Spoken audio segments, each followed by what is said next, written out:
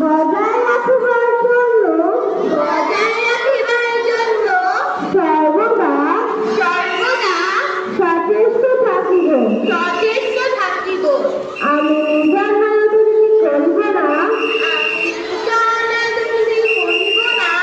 এবং অন্যায় দুর্নীতিকে প্রশ্রয় দিব না। হে আল্লাহ, আমাকে শক্তি দিন। আমি যেন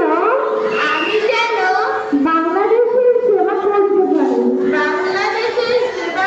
পারি এবং বাংলাদেশকে